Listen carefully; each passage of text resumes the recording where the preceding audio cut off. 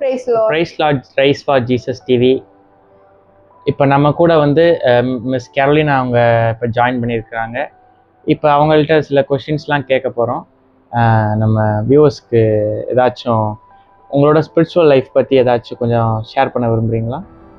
Spiritual life அப்படின்னு பார்த்தா ஒரு ஃபோர்த் ஸ்டாண்டர்டில் தான் கொஞ்சம் டீப்பாக ஃபோர்த் ஸ்டாண்டர்ட்லேயே பிகாஸ் வளர்ந்த இடம் அப்படிதான். ஸோ அம்மா அப்பாவை பார்த்து, கூட இருக்கவங்கள பார்த்து, பாஸ்டர்ஸை பார்த்து, அதுக்கப்புறம் வர சண்டே ஸ்கூல் டீச்சர்ஸை பார்த்து, ஸோ அப்படிதான் அந்த ஒரு இன்ஸ்பிரேஷன் சொல்றதை விட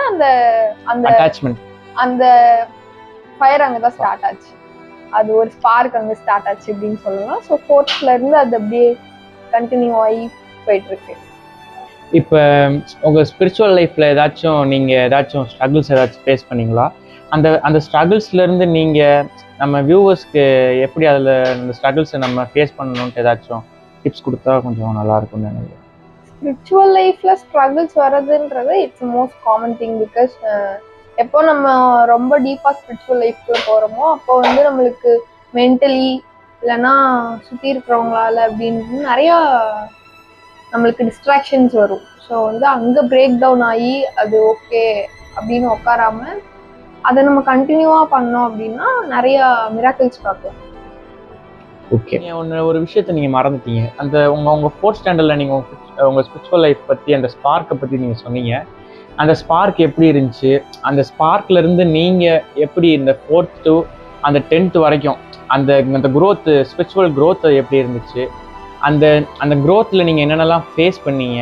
அந்த ஃபேஸ் பண்ணதுலேருந்து நம்ம இந்த யூத் ஸ்டேஜுக்கு வந்து அவங்க எப்படி ஓவர் கம் பண்ணணும்னு நீங்கள் நினைக்கிறீங்க? அது மட்டும் இல்லாமல் இப்போ வந்து நிறையா யூத் வந்து நம்ம இந்த ஸ்பிரிச்சுவல் லைஃப்லேயே இருக்கிறது இல்லை. அவங்க நிறையா இந்த இன்டர்நெட் வீடியோஸ், இன்ஸ்டாகிராம், இந்த மாதிரி நிறையா சேனல்ஸுக்கும் ஆப்ஸுக்கும் அவங்க அடிக்ட் ஆகியிருக்காங்க. அவங்களோட அந்த அடிக்ஷனையும் அவங்க குறைச்சி திரும்பியும் how they become close to the Lord, அதை பற்றி கொஞ்சம் பாயிண்ட்ஸ் நீங்கள் கொடுக்கலாமே. 4th அப்போதான் வந்து என் ஸ்பிரிச்சுவல் லைஃபோட ஒரு ஸ்டார்ட் பாயிண்ட் அப்படின்னு சொல்லலாம். ஓகே, 4thலே நான் வந்து ஸ்பிரிச்சுவலி ரொம்ப ஸ்ட்ராங்காக இருந்த ஒரு பர்சன். ஸோ 4thலேயே வந்து எனக்கு அபிஷேகம் கிடைச்சிச்சு, அந்நிய பாஷை பேசினேன். ஸோ வந்து அந்த மாதிரி தான், அவ்வளோதான் எனக்கு அபிஷேகம். எனக்கு கிடைச்ச தாளந்து அப்படின்னா நான் அந்நிய பாஷை பேசுவேன் 4th ஸ்டாண்டர்டில். அப்போதான் நான் புதுசாக அபிஷேகம் பெற்றேன். அதுக்கப்புறம் பார்த்தோன்னா 5th 6th அப்படின்னு அப்படியே அது கண்டினியூ ஆகிட்டு இருந்துச்சு. அப்புறம் ஒரு பாயிண்ட்ல ஒரு பிரேக் த்ரூ அப்படின்னு சொல்லலாம், ஒரு பிரேக் த்ரூ இருந்துச்சு. கொஞ்சம் டிஸ்ட்ராக்ட் ஆயிட்டு ஒரு டவுன்ஃபால் அப்படின்னு சொல்லலாம். டவுன்ஃபால் அப்படின்னு சொல்றது காட்டிலும் அந்த கான்சென்ட்ரேஷன் லேக், நீங்க சொன்ன நிறைய பசங்க ஃபேஸ் பண்ற அந்த ஆப்ஸ் அடிக்ஷன். நானும் நிறைய மொபைல் ஃபோன்ஸ் யூஸ் பண்ண ஆரம்பிச்சேன். ஆப்வியஸ்லி வந்து என்னோட 9th கிரேட்ல வந்து நான் சரியா ஸ்கோர் பண்ணல. ஸோ வந்து அப்போ என்ன ரீபில் பண்ணிக்க நினைச்சேன். ஸோ வந்து நான் அப்போ ரீபில் பண்ணணும் அப்படின்னு நான் டிசைட் பண்ணப்போ it was too late. Because நான் வந்து என்னோட 10th கம்ப்ளீஷன் அந்த டைம்ல இருந்தேன். I have only 4 months left for my public அப்படின்ற ஸ்டேஜ்ல இருந்தேன். ஸோ வந்து அப்போ என் டீச்சர்ஸ்லேருந்து நான் கேட்ட ஒரு விஷயம் என்ன அப்படின்னா, இவ்வளோ எங்கள் டீச்சர்ஸ் வந்து மோஸ்ட் இம்பார்ட்டன்ட்லி எங்கள் கிளாஸில் வந்து சொல்லுவாங்க, ஃப்ரம் ஜான் வந்து நாங்கள் ஸ்டூடெண்ட்ஸோட கிராஃப் வந்து மேலே போகிறத பார்ப்போம், அன்ஃபார்ச்சுனேட்லி உங்கள் கிளாஸில் வந்து அது கிடையாது அப்படின்னு சொன்னாங்க. ஸோ வந்து எங்கள் ஸ்கூல்லையுமே பார்த்தோன்னா நிறைய எனக்கு வந்து கிறிஸ்டியன் டீச்சர்ஸ் இருந்தாங்க. ஸோ வந்து அவங்க என்ன பண்ணுவாங்க அப்படின்னா, they used to say இப்படி இருக்கணும் அப்படி இருக்கணும் அப்படின்னு சொல்லும் போது ஐ வாஸ் லைக், அந்த ஏஜ் பசங்களுக்கு இருக்கிற அந்த ஒரு லெத்தாஜிக்னஸ் அப்படின்னு சொல்லலாம், இவங்க சொல்லி என்ன கேட்கறது அப்படின்னு சொன்னாங்க. But after that when I came to the point that everyone was helpless அப்படின்ற பாயிண்ட்ல I stood again with Christ அப்படின்னு சொல்லலாம்.